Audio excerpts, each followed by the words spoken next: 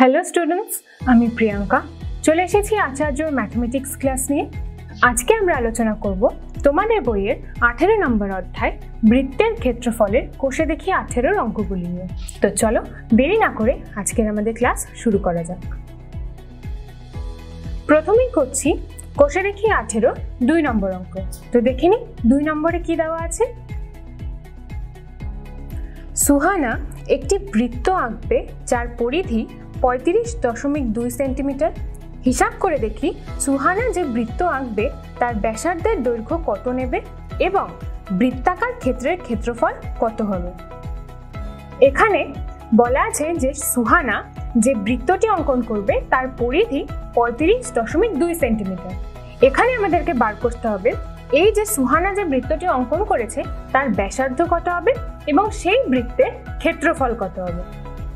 তো এখানে আমরা লিখতে পারি, ধরে নিচ্ছি সুহানা যে বৃত্তটি অঙ্কন করবে তার ব্যাসার্ধ 8 সেন্টিমিটার।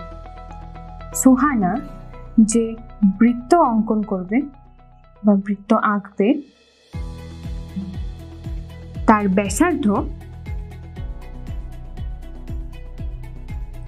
সমান সমান 8 সেন্টিমিটার। এবার এখানে আগেই বলা ছিল যে এই বৃত্তের পরিধি 35.2 সেন্টিমিটার। বৃত্তের পরিধির সূত্র আমরা জানি 2πr। তো এখানে আমরা প্রশ্নানুসারে লিখতে পারি 2πr, প্রশ্নানুসারে 2πr সমান সমান 35.2 আমরা লিখতে পারি। এখান থেকে এবার আমাদের r এর মান বার করতে হবে। তো এখানে লিখলাম 2 আর পাই এর মান তোমরা জানো 22/7 ইন্টু r সমান সমান 35।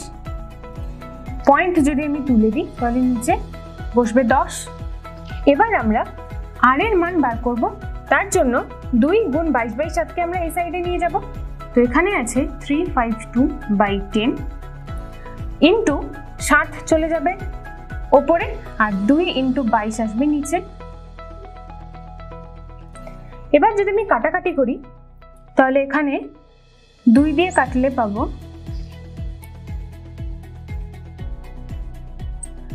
আবার যদি আমি 2 দিয়ে কাটি তাহলে এখানে আসছে 11, এখানে আসছে 88, আবার 11 দিয়ে 88 কে কাটলে আসছে 8।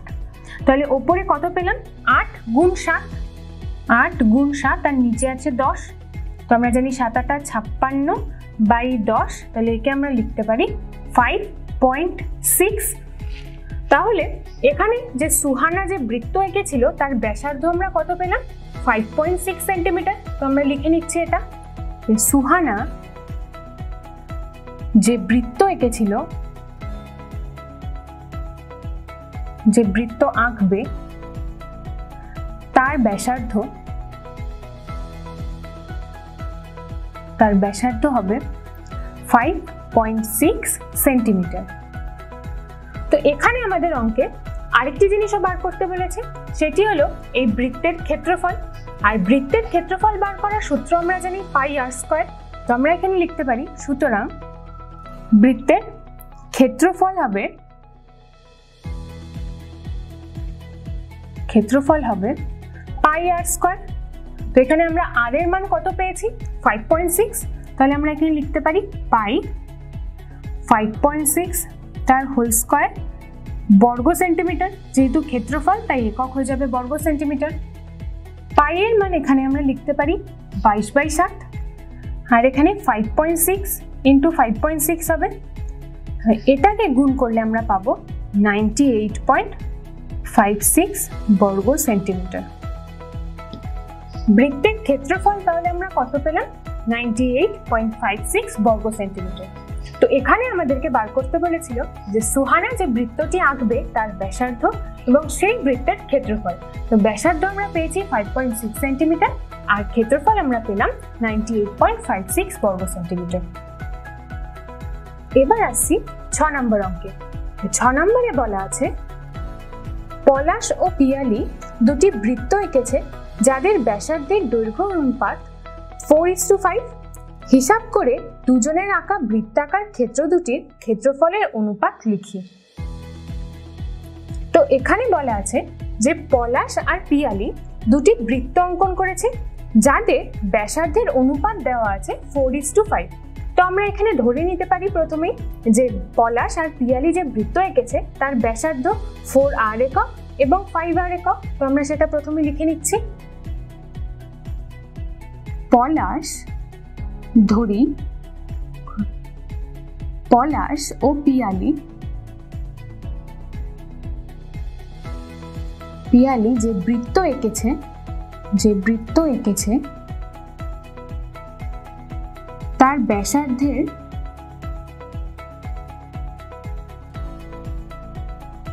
দৈর্ঘ্যের অনুপাত যথাক্রমে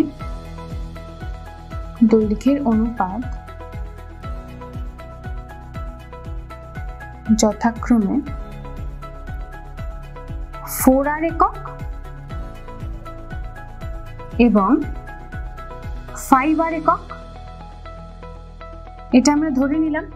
তো এখানে বার করতে বলেছে যে পলাশ আর পিয়ালি যে বৃত্ত এঁকেছে সেই বৃত্তের ক্ষেত্রফলের অনুপাত কত।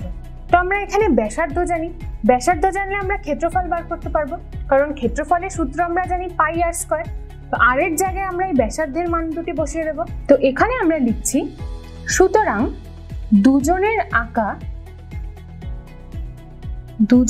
আঁকা বৃত্তাকার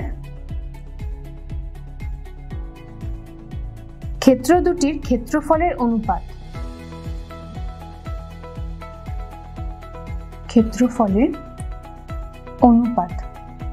তো এটা কি হবে πr²।